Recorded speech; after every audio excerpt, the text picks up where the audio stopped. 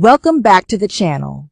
Today, I'm going to share a VPN app that will help you secure your connection and add an extra layer of protection while using the internet. This app is available on the Google Play Store.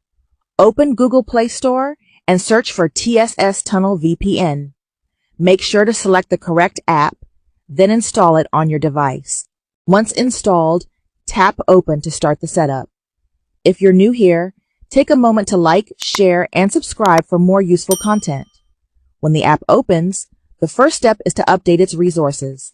Tap the menu button in the upper left corner, then select Update.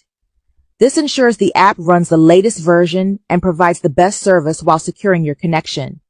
Next, select a server. I recommend using Auto Select Server, which automatically picks the best server for your location.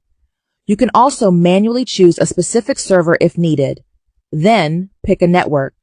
For today's guide, we'll use UDP, which is fast and secure. If UDP doesn't work in your country, you can select your country from the list.